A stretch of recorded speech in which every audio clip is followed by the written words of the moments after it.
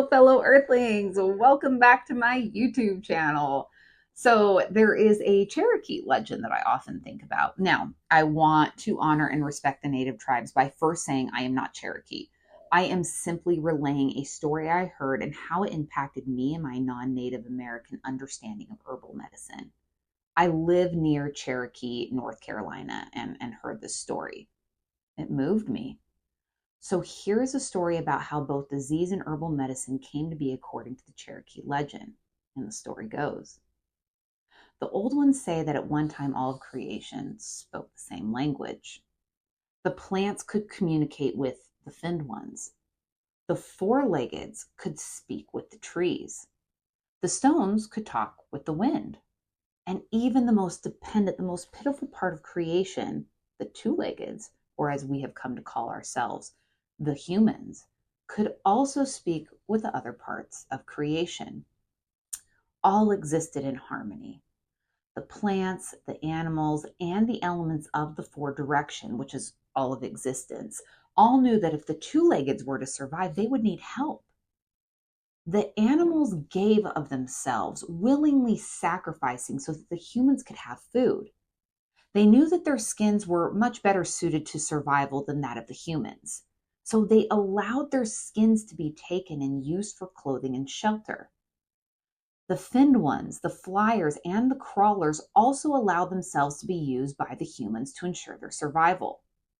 The plant people, the standing people known as trees, and the stone people known as rocks freely gave of themselves so that the humans had what they needed for food, clothing, and shelter.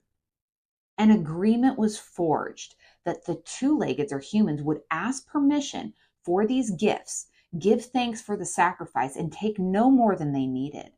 And so it was good. But then the two-leggeds started growing in numbers and began to feel themselves more important than the rest of creation. They began to believe that the web of life revolved around them, ignoring the fact that they were just one small part of the circle. The two-leggeds began to kill without asking for permission. They began to take more than they needed. They ceased to give thanks. All parts of the agreement were then broken. The Great Animal Council banded together to determine what they should do to right these wrongs. They needed to protect themselves from the destruction and eradication. And so it was decreed by the council. If one of their clan was killed by the two-leggeds and thanks was not given for the sacrifice, the chief animal spirit would afflict the disrespectful killer with a devastating disease. The plants were distressed and said to the animals, "They wronged us too. They dig us up, they trample us, they burn us, and they don't even listen when we try to tell them what we can do to help them. Yet we feel compassion for the two-leggeds. Man struggles to realize his place in the web of creation, and he cannot learn if he is wiped out by disease. Man needs our help, so for every disease you animals bring to them, we, the plant people, will give them a cure. All the two-leggeds have to do is listen when we talk to them." I love this legend for so many reasons. Firstly, I think many people would agree that we have largely, as a Western culture, become disengaged with the web of life, often viewing it as if it revolves around us. There's a lot of suffering that happens when we think this way. The plants in the story saw that out of us and took pity on us as humans, knowing that the suffering that comes along with acting in this way. I know when I am disengaged with the world around me, I suffer. I know this to be true. When I eat unnatural things that counter my biology, when I do not live by the light of the sun, when I take things for granted or without gratitude, when I do not spend enough time outside connecting to that which I am a part of, I suffer. And that suffering serves a purpose. It is trying to guide me back to that which I am a part of, trying to get me to realize my place within the cosmic womb or web of creation. One day, several years ago, I was living in a big house in Southern California. I was managing a large department in a certain industry. I spent a lot of times in meetings and driving in traffic. I've always loved nature and plants, but on this particular day, it started becoming completely insane to me that I did not know how to grow my own food. It became insane to me that I could not name or identify the numerous plants and trees around me. I came to see it as so bizarre that I spent so much time indoors, whether that was inside working, inside driving a car, or inside my house.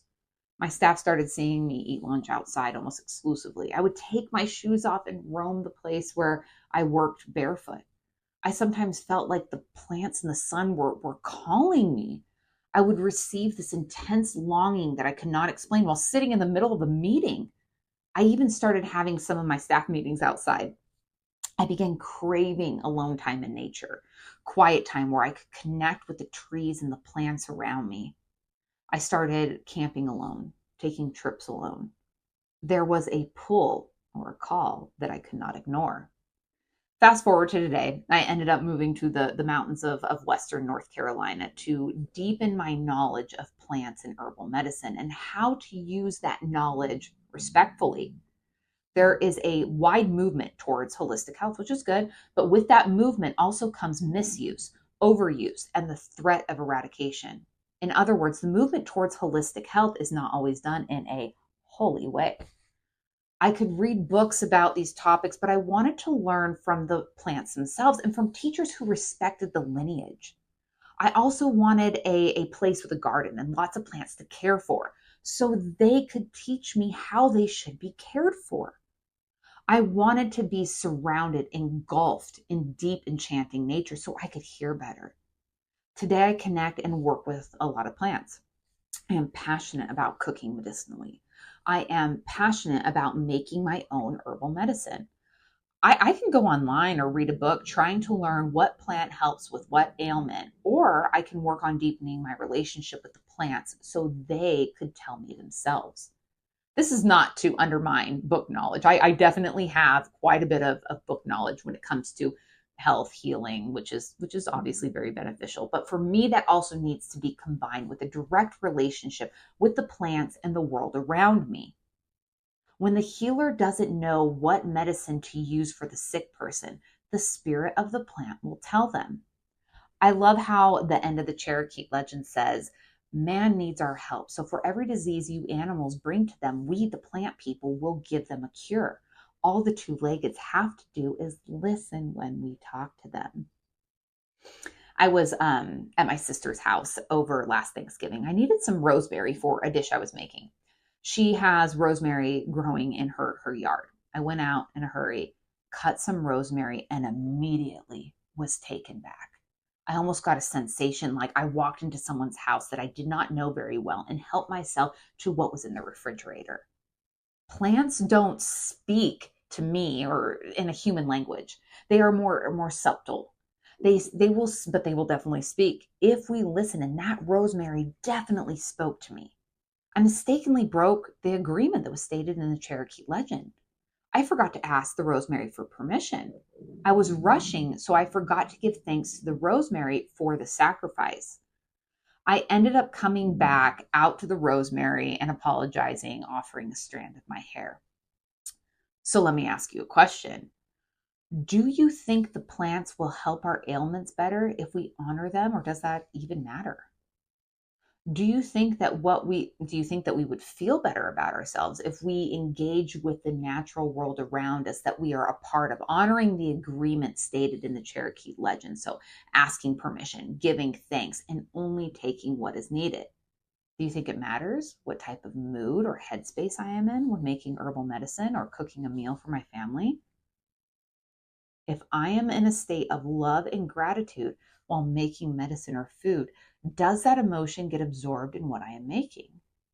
Would the medicine work as well, or would the food taste as good if I am making these things from a headspace of anger or irritation? Has anyone heard of the flower experiment by Rebecca Cecilia? This woman laid out 3 plants and labeled each one. The first plant she labeled it with I love you. The second plant was labeled with ignored. And the third plant was labeled with I hate you. She then sent these thoughts to each of the plants and documented the physical effects. The results are very telling. By Rebecca labeling these plants as well as sending her intention and consciousness towards each plant, she directly altered the shape, structure, and well being of her plants. The plants labeled I love you thrived while the other ones were basically shrinking and dying. The one labeled ignored was the worst one. It was really sad. Many people think that the plant labeled with I hate you would have been the worst one, but it wasn't. Even though this plant was getting negative attention, it thrived more than the ignored plant because at least it was getting some attention. Our actions and intentions within the web of creation matters. Even when we don't think it matters, it matters. We are given a choice on how we interact with the world around us. We can adhere to these agreements or not. There are lessons in both depending on what we choose, and I do believe in freedom of choice. One of the things that I'm constantly working on is walking through life with a growing awareness of my place in the web of creation, that I am a part of all that is around me, not separate, that what I do does matter, that each one of us belongs here with our imperfections and all, that I don't need to do things perfectly in order to belong to this web, but that my own essence strengthens as I deepen my relationship with the web that contains me. See if you can connect and build a relationship with the world around you in whatever way resonates with you. Maybe it is something as simple as pouring your love into a meal that you're making. Maybe it is saying hello or thank you to the flowers outside your door as you walk past them. Or maybe placing your bare feet in the grass. Or building a relationship with a plant in your house. Or lovingly touch a tree as you pass it. Most of these things take very minimal effort, but it will benefit you tremendously. By doing this, you will gain a better understanding of the web that you are both a part of and trying to connect to. And that web might just start talking back to you.